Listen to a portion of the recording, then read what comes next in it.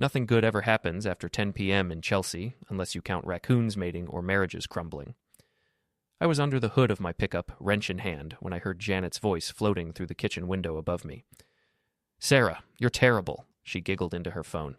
"Ken's magic hands are going to be the end of me." I froze. Ken, the slick-haired salesman from her bank who always wore suits that cost more than my monthly truck payment. The same Ken who'd been showing up to every barbecue, every company picnic, always finding excuses to touch my wife's shoulder.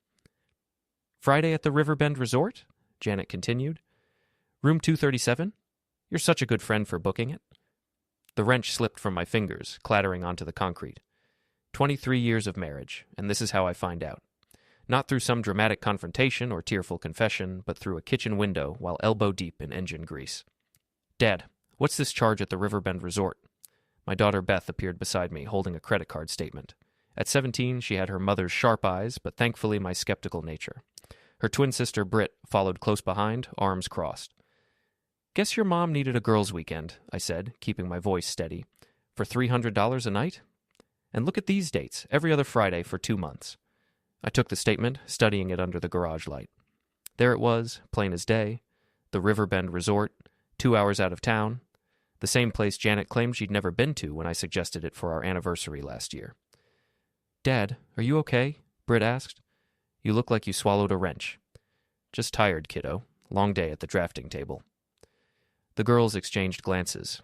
They weren't buying it, but they didn't push. Smart kids. They got that from me, not their mother. After they went inside, I stood in the driveway, staring at that credit card statement. 23 years of fixing her car, paying her bills, listening to her complain about everything from the weather to the neighbors. And this is what I get. Before we dive deeper into this story, I have one small request. Please subscribe, drop a like, comment, and hit that hype button to boost this channel so more people can discover these incredible Reddit stories. My phone buzzed. A text from an unknown number. "Saw you reading outside. Careful what you dig for. You might not like what you find." I looked around the empty street. Every house dark except for the blue glow of televisions. Someone was watching me, and they wanted me to know it. I walked back into the garage and picked up my wrench. Time to find out just how deep this hole went. The next morning, I called the credit card company. "Hi, this is John Peterson. I'm calling about some charges on my account that seem unusual." "Of course, Mr. Peterson. Which charges are you concerned about?" "The Riverbend Resort. Multiple charges over the past few months. I just want to make sure these are legitimate." "Let me check. Yes, these charges were all made with your card, but the signature doesn't match your account signature. Would you like to dispute these charges?" Interesting. Janet had been signing my name to her little romantic getaways. "Actually, no. I think I know what happened. My wife must have used the card. Thanks for checking." I hung up and sat in my truck, thinking. Janet thought she was clever, but she'd left a paper trail wider than Interstate 80. Every charge, every date, every lie documented in black and white. My phone rang. Janet. "John, the credit card company called me at work. They said you were asking about charges?" "Just checking on some expenses. You know how I am about the budget." "You're being controlling again. I told you, those charges are for work conferences." "Work conferences at a romantic resort 2 hours away? Must be some conference." Silence on the other end. Then, "I don't like your tone." "And I don't like being lied to, but here we are." She hung up. I sat there for a moment, then started the truck. Time for a little reconnaissance. The Riverbend Resort sat on a hill overlooking the river, all fake rustic charm and overpriced romance. I parked across the street at a gas station and waited. If Janet was meeting Ken here every other Friday, today was the day. Sure enough, at 3:30 p.m., Ken's silver BMW pulled into the lot. 10 minutes later, Janet's Honda followed. They met at the entrance, and Ken put his hand on the small of her back as they walked in. I sat there for 2 hours, watching their cars, thinking about all the Friday nights Janet claimed she was working late. All the times she came home smelling like expensive cologne instead of bank teller windows. At 6:00 p.m., I walked over to Ken's BMW. Nice car. Probably cost more than I make in 6 months. I pulled out my keys and dragged them along the driver's side door, leaving a long, deep scratch in the paint. Then I wrote a note on my business card. "Enjoy the ride, lover boy. Next time, bring protection. For your tires." I tucked it under his windshield wiper. Walking back to my truck, I felt something I hadn't felt in years. Power. Control. For the first time in months, I wasn't the fool being played. My phone buzzed as I drove home. Another unknown number. "We know you were here. Watch yourself." I smiled and typed back, "Game on."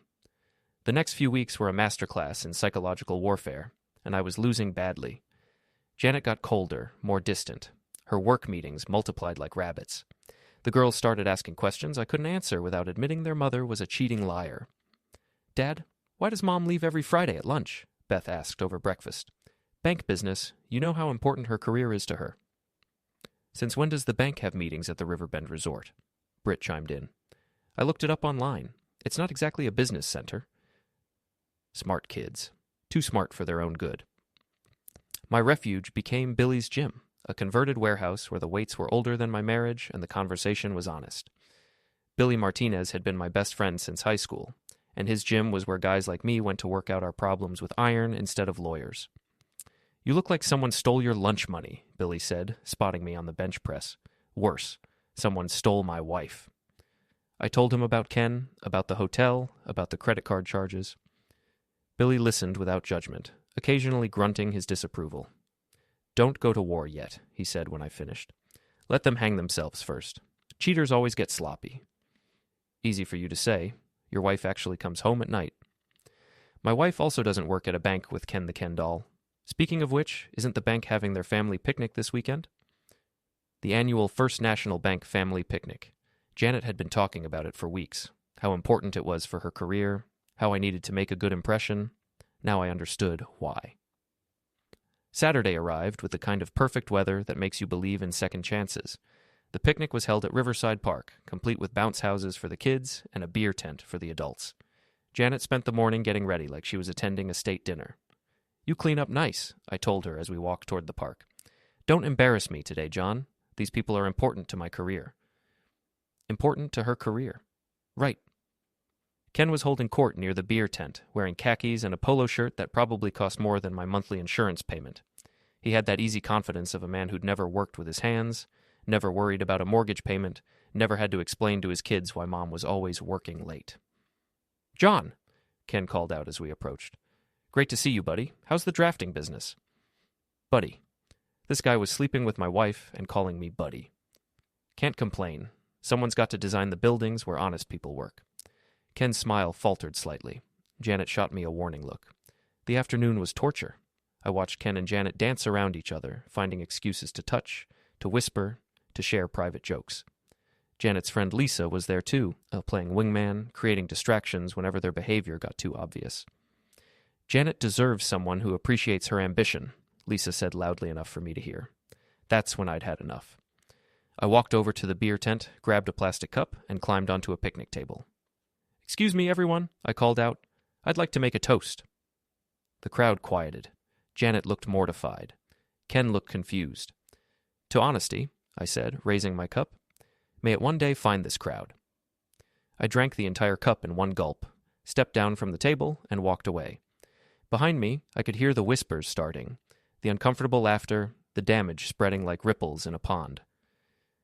That night, Janet cornered me in the garage. "What was that about today?" "Just a toast. I thought it was appropriate." "You embarrassed me in front of my colleagues." "Funny, I thought you were embarrassing yourself." She stepped closer, her eyes narrow. "What's that supposed to mean?" I pulled out my phone and showed her the credit card statement, the hotel charges, the dates that coincided with her work meetings. "It means I'm not as stupid as you think I am." For a moment, she looked genuinely surprised. Then her expression hardened. "You're paranoid. Those charges are from work conferences. Lisa booked those rooms for legitimate business purposes." "Lisa booked rooms at a romantic resort for business conferences." "Yes, not everything is about you, John." The gaslighting was impressive. If I hadn't heard her phone conversation, hadn't seen her with Ken, I might have actually believed her. "Show me the conference materials, the agenda, the business receipts." "I don't have to prove anything to you. You're being controlling and paranoid, just like always." She stormed out of the garage, slamming the door behind her. I stood there for a moment, then walked over to my toolbox. Time to escalate. The next morning, I drove to Billy's gym early. Ken's BMW was parked in the lot next door. He'd joined the upscale fitness center that catered to guys who thought exercise meant walking on a treadmill while watching the news. I parked on the roof of the gym's parking garage, directly above Ken's car. Billy found me there, holding a 40-pound dumbbell. "What are you doing up here?" Checking the structural integrity of this parking garage. Amazing how these old buildings settle over time. I dropped the dumbbell. It fell 4 stories and landed squarely on Ken's windshield, spider-webbing the glass into 1,000 pieces. "Oops," I said. "Gravity's a real problem around here." Billy shook his head. "You're playing with fire, man." "Good thing I'm not afraid of getting burned." That afternoon, my phone started buzzing with notifications. Beth had posted on Instagram, "When your dad starts acting weird and your mom pretends everything's normal. Workshop and family dramas, send help." Within an hour, the post had dozens of comments from her classmates, their parents, half the town, everyone speculating about what was happening in the Peterson household. "Dad, you need to see this," Britt said, showing me her phone. The comments were brutal. "I heard John Peterson is stalking his wife. My mom says Janet Peterson is having an affair. The Peterson family is falling apart." I looked at my daughters, both staring at me with a mixture of concern and embarrassment.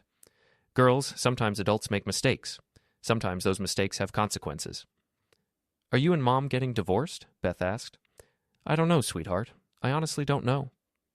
That night, I lay in bed staring at the ceiling, listening to Janet breathe beside me. Tomorrow was Friday. Another work meeting. Another trip to the Riverbend Resort. But this time, I'd be ready. I woke up Friday morning with a clarity I hadn't felt in months. If Janet wanted to play games, I'd show her what a real player looked like. If she wanted me to be the villain in her story, I'd give her a performance worth remembering. First stop, the bank. I walked into First National at 9 a.m. sharp, wearing my best shirt and my most reasonable smile. "Hi, I'm John Peterson. I need to make some changes to my accounts." The teller, a young woman who probably made more in a month than I did designing office buildings, pulled up my information. "What kind of changes, Mr. Peterson?" "I want to remove my wife, Janet, from all joint accounts except the basic checking. She'll need her own credit cards going forward." "Any particular reason for the change?" "Financial planning. You understand?" 20 minutes later, I walked out of the bank knowing that Janet's next shopping trip would be very interesting. Her credit cards were canceled, her access to our savings was gone, and she'd find out about it in the most public way possible. I drove to the office and spent the morning working on blueprints for a new medical center, but my mind was elsewhere. Planning, calculating, thinking 3 moves ahead like my father taught me when he showed me chess. At lunch, I drove to the Riverbend Resort and checked in. "I'd like room 238, if it's available," I told the desk clerk. "Right next to 237? "Certainly, Mr. Peterson." Perfect. I spent the afternoon setting up surveillance equipment I'd borrowed from Billy's security company.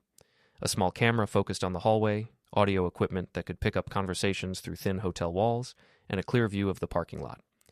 At 3:00 p.m., I posted an anonymous tip on the town's busiest gossip page. Spotted Janet P. and Ken S. at the Riverbend Resort. Every Friday for months. Check the bank's employee handbook about personal relationships. By 3:30, the post had 50 comments. By 4:00, someone had forwarded it to the bank's human resources department. Ken arrived at 3:45, looking nervous. Janet showed up 10 minutes later, glancing around the parking lot like she expected photographers. They were getting sloppy, just like Billy predicted. I watched through the camera as they entered room 237. The audio equipment picked up their conversation clearly. "Someone knows," Janet said. "HR called me this morning asking about my relationship with coworkers." "Relax," Ken replied. "We've been careful. It's probably just gossip." "John's been acting strange. Yesterday he was asking about credit card charges." "Your husband's a fool. He designs buildings for a living. What's he going to do? Sketch us into oblivion?"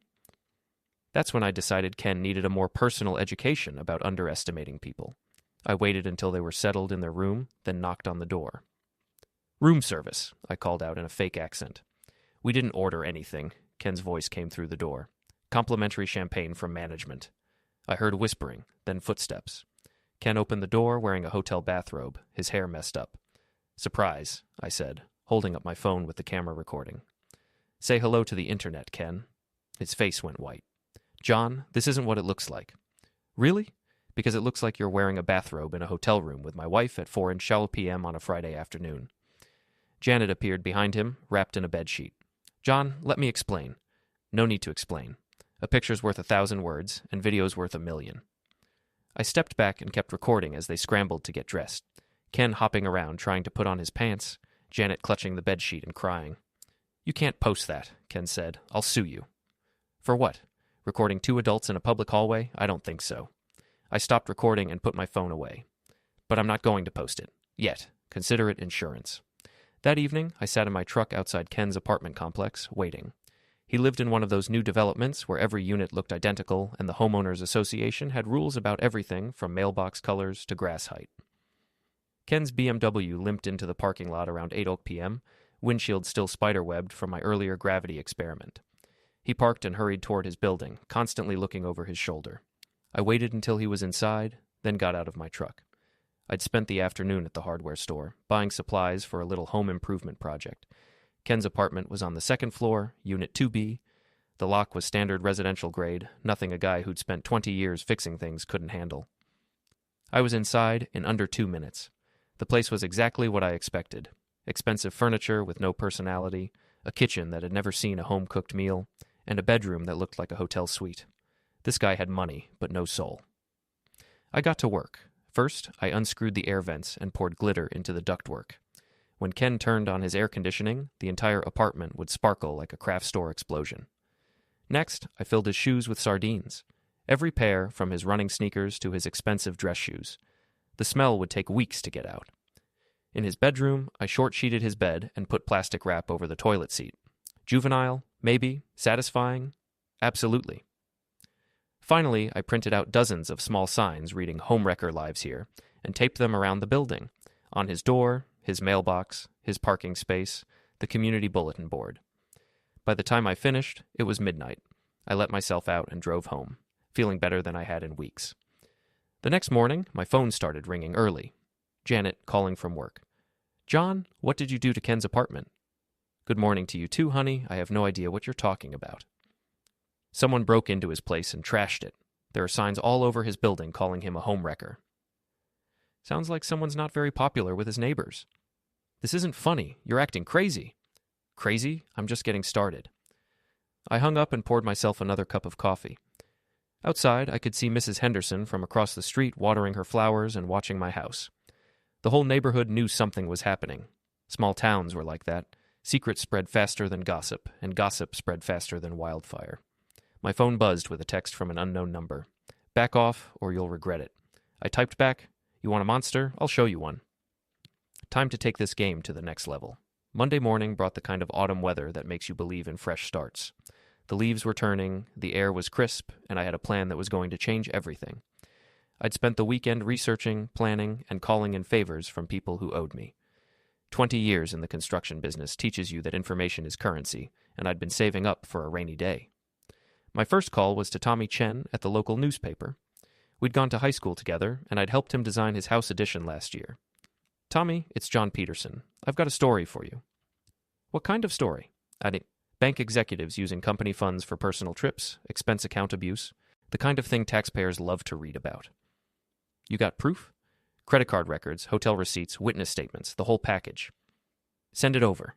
If it checks out, we'll run it Wednesday." Next, I called my cousin Rick, who worked in IT for the county government.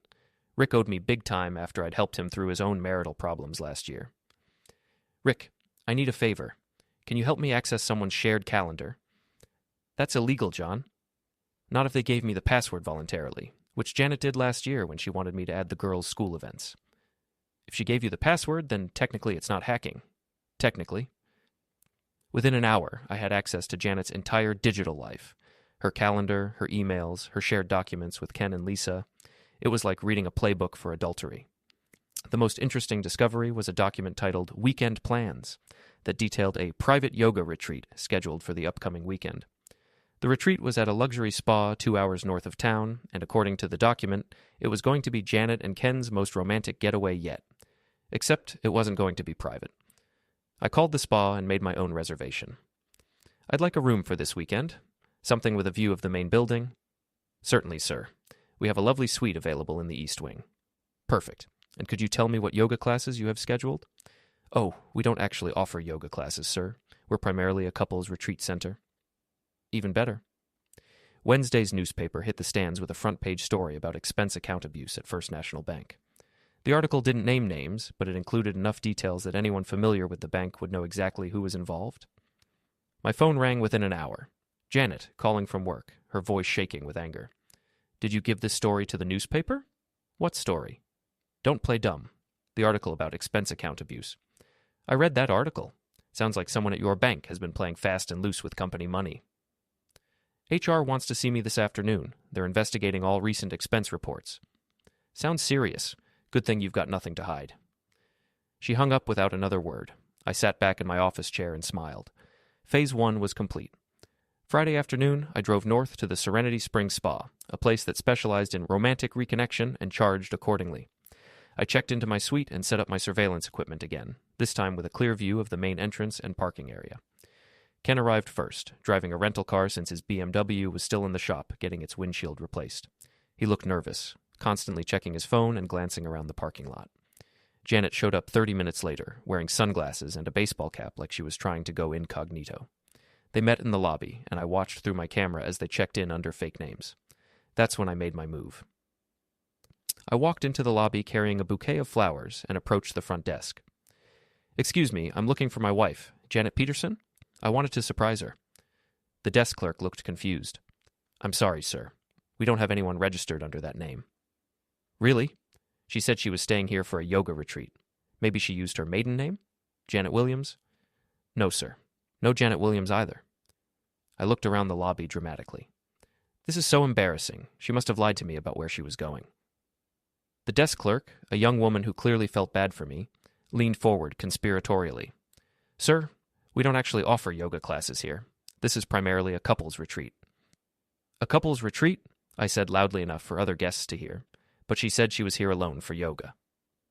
That's when I spotted Janet and Ken coming out of the elevator, both frozen like deer in headlights. "Janet," I called out cheerfully. "There you are? And Ken? What a coincidence." The lobby went silent. Other guests turned to stare. The desk clerk looked mortified. Janet recovered first. "John, what are you doing here?" "Bringing you flowers for your yoga retreat. But apparently this place doesn't have yoga, just couples retreats. How strange." Ken stepped forward, trying to look confident. "John, this isn't what it looks like." "Really? Because it looks like you and my wife are at a romantic couples retreat together, using fake names, while she told me she was doing yoga." I pulled out my phone and started recording. "Why don't you explain to everyone what this really is?" That's when Ken made his mistake. He tried to grab my phone. I'm not a big guy, but I've been lifting weights at Billy's gym for 20 years, and Ken was soft from too many business lunches. I easily dodged his grab and kept recording as he stumbled forward. "Assault!" I called out loudly. "This man just tried to attack me." The spa's security guard, a retired cop named Martinez, stepped between us. "Gentlemen, let's keep this civil." "Officer Martinez, these two are registered under false names, which I believe is fraud, and this man just tried to physically assault me while I was recording." Martinez looked at Ken and Janet, then at me. "Sir, I'm going to have to ask you to come with me." But he was looking at Ken, not me. While Ken was being escorted away, I turned to Janet. "Yoga retreat, huh?" She was crying now, mascara running down her cheeks. "John, please, let me explain." "No need to explain. I think everyone here understands the situation perfectly." I handed her the flowers. "These are for you. Enjoy your retreat." I walked out of the spa feeling like I just won the lottery, but the best part was yet to come. That evening, I got a call from Lisa, Janet's supposed best friend and co-conspirator. "John, we need to talk." "About what, Lisa?" "About what happened today. Janet called me crying." "I bet she did." "You don't understand. This whole thing was my idea." Now that was interesting. "Your idea?" "I've been having problems with my own marriage. I asked Janet to cover for me while I worked things out with someone else. Ken was supposed to be helping us both." "So you're saying Janet was covering for your affair?" "Yes, she's innocent in all this." I almost laughed. Lisa was trying to throw herself under the bus to save Janet, not knowing that I had recordings of Janet's phone calls, photos of her with Ken, months of evidence that proved she was lying.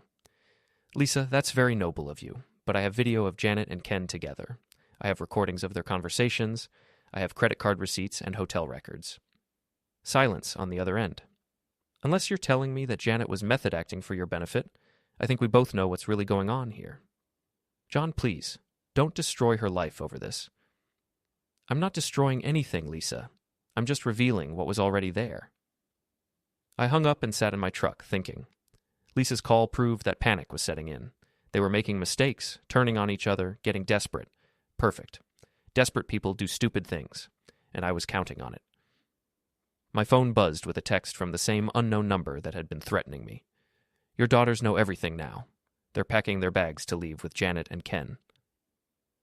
I stared at the message, feeling something cold settle in my stomach. Threatening me was one thing, involving my daughters was another. I typed back, over my body. Then I called Billy. I need your help. It's time to end this. Saturday morning arrived with storm clouds gathering on the horizon, which seemed appropriate for what I had planned. Today was the annual Chelsey Fall Festival, the biggest event of the year in our small town. Everyone would be there. Families, local politicians, business owners, and most importantly, everyone who'd been gossiping about the Peterson family drama for the past month. I'd spent Friday night preparing my presentation. Not the kind of presentation I usually made to construction clients, but something more personal, more final.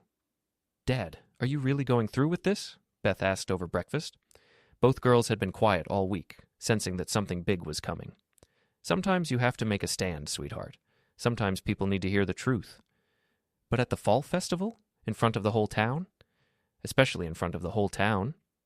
Britt set down her orange juice. What about Mom? What about her? Are you trying to hurt her? I looked at my daughters, both so much smarter than I was at their age, both trying to navigate a situation no kid should have to face. Girls, your mother made choices. Those choices have consequences. I'm not trying to hurt anyone, but I'm not going to be quiet about what happened either. She's still our mom, Beth said quietly. And she always will be. Nothing that happens today changes that. The fall festival was held in the town square, with booths selling everything from homemade pies to political campaign buttons. A small stage was set up for local bands and community announcements, and that's where I was headed. I'd called ahead and paid the rental fee for the sound system. Just want to make an announcement about my business, I told the coordinator. Support local contractors and all that. Janet was already there when I arrived, working the First National Bank booth with Ken and Lisa. They looked like the perfect team, professional, friendly, successful, the kind of people who made small towns proud. I set up my equipment near the stage, a laptop, a projector, and a portable screen I'd borrowed from Billy's gym. Several people stopped to ask what I was doing. Community presentation, I told them, about honesty in business relationships. Word spread quickly. By noon, a crowd had gathered around the stage area. Janet spotted me from across the square and started walking over, Ken and Lisa following behind. John, what are you doing? She asked, her voice tight with anxiety. Giving a presentation about trust, honesty, and the importance of keeping your word. You can't do this here, not in front of everyone. Actually, I can. I paid for the rental. It's all legal and proper. Ken stepped forward, trying to look intimidating. John, be reasonable. Let's talk about this privately. We're past private conversations, Ken. Way past. I climbed onto the stage and turned on the microphone. The feedback screech got everyone's attention. Ladies and gentlemen, thank you for coming to the Fall Festival. I'm John Peterson, and I have a story to tell you about trust, betrayal, and what happens when people think they're smarter than everyone else. The crowd pressed closer. I could see faces I'd known for years. Neighbors, co-workers, parents of my daughter's friends. People who'd watched my marriage from the outside and wondered what was really going on. 3 months ago, I discovered that my wife of 23 years was having an affair with Ken Stevens from First National Bank. Not just any affair, but one that involved expense account fraud, identity theft, and conspiracy. Gasps from the crowd. Janet's face had gone pale. Ken looked like he wanted to run. I have credit card records showing charges at romantic hotels, signed with my name but not by me. I have recordings of phone conversations planning these meetings. I have photographs and video evidence of their relationship. I clicked to the first slide, a photo of Ken and Janet entering the Riverbend Resort together. This photo was taken on a Friday afternoon when Janet told me she was working late and Ken told his supervisor he was visiting clients. The crowd murmured. I could see people pulling out their phones, recording everything. But wait, there's more. I clicked to the next slide, the credit card statement showing months of hotel charges.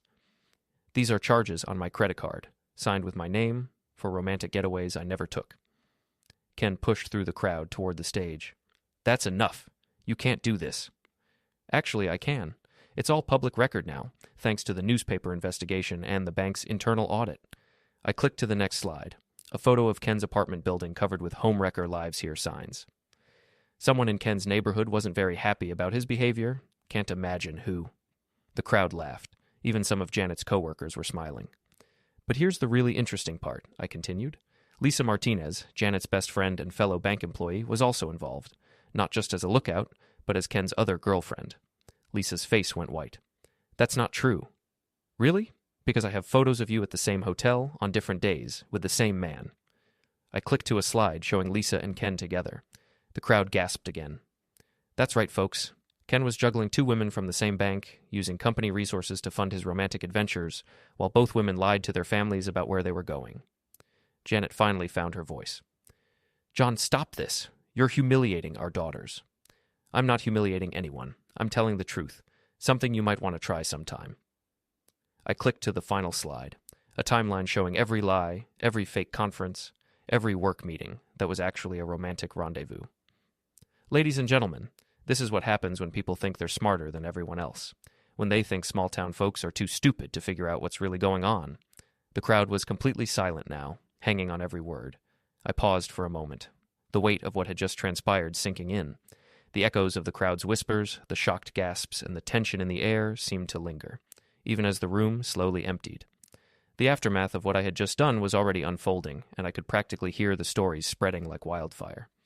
By evening, the whole story would be all over town, and by Monday, it would be regional news. Billy's question snapped me out of my thoughts. Feel better? I exhaled deeply, letting the feeling of truth wash over me. I feel honest, I said, my voice steady but firm. For the first time in months, I feel completely honest. I hadn't just exposed their lies. I had finally liberated myself from the suffocating web of deception that had been spun around me for far too long. There was a sense of clarity in that moment, like a heavy fog lifting. No more pretending, no more living in the shadows of their betrayal. I had taken control, and it felt both terrifying and empowering. Billy gave me a sideways glance. Well, that's a start. But what happens next? You've done the hard part. What's the next step in this mess? I rubbed my hand over my face, feeling the tension in my jaw. The hard part's over, but now comes the fallout. Janet will try to turn the girls against me. Ken's going to fight back. He's not the type to take this lying down. And Lisa? Who knows? She'll probably try to bury this under a mountain of excuses. Billy didn't say anything at first, just walked beside me as we made our way to my truck, the silence between us comfortable, but I could tell he was thinking, mulling over his own questions about what I was going to do next. I don't know what the next step is yet, I admitted, my voice quieter now. Maybe I'll just take it one day at a time. Focus on getting my life back together, you know? It's not just about them anymore. It's about me. Billy nodded, his expression unreadable but supportive. I get it. You've been dealing with their crap for way too long. It's time to do what's best for you now. You deserve it. I opened the door to my truck and tossed my equipment in the back, still trying to absorb the gravity of the situation. This wasn't just a public spectacle. It wasn't just about exposing them. It was about reclaiming my own dignity, my sense of self-respect. It was about finally standing up for the person I had lost sight of, me. What now? Billy asked again, more patiently this time, sensing that I was still processing everything. I climbed into the driver's seat, the weight of the evening heavy on my shoulders, but strangely, it wasn't a burden anymore. What now? I echoed, the question turning over in my mind. I take the next steps. I rebuild. I focus on what matters. The truth is out there, and now I just have to live with it. Move forward. Billy leaned against the truck, watching me for a beat. And the girls? What about them? I looked at him, meeting his eyes with a sense of resolve that I hadn't felt before. I'll talk to them. I'll explain what happened, but they'll have to come to terms with this in their own time. They'll understand eventually. Billy nodded, then stepped back. Well, if you need anything at all, just let me know. Thanks, I said, pulling the door shut and starting the engine. As I backed out of the parking lot, the weight of the world felt lighter, not because everything was fixed, but because I had finally taken control. For the first time in a long while, I wasn't just reacting to what everyone else had done to me. I was making my own choices, and it felt damn good. The road ahead was uncertain, but at least it was mine to navigate. Now I go home and figure out what comes next.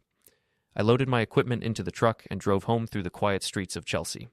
The storm clouds had passed without dropping rain, and the afternoon sun was breaking through, casting long shadows across the town square. At home, I found the girls waiting in the kitchen, both looking serious and older than their 17 years. Dad, Beth said, we saw the video online. And we understand why you did it, Britt added. We don't like it, but we understand. I sat down across from them. Your mother and I are going to get divorced. She'll probably move away, maybe with Ken, maybe on her own, but you two will always have a home here with me. We know, Beth said. We've known for weeks that this was coming. Are you okay with that? The girls looked at each other, having one of those twin conversations that happened without words. We're okay with the truth, Britt said finally. We're tired of pretending everything was normal when it wasn't. I reached across the table and took their hands. I love you both. Whatever happens next, that never changes. We love you too, Dad, even when you're being dramatic and embarrassing. I laughed for the first time in weeks. Embarrassing? I thought I was being heroic. You were being Dad, Beth said, which is pretty much the same thing. Outside, I could hear cars driving slowly past the house, probably neighbors trying to get a look at the Peterson family drama up close. By tomorrow, there would be new gossip to chase, new scandals to discuss, new stories to tell.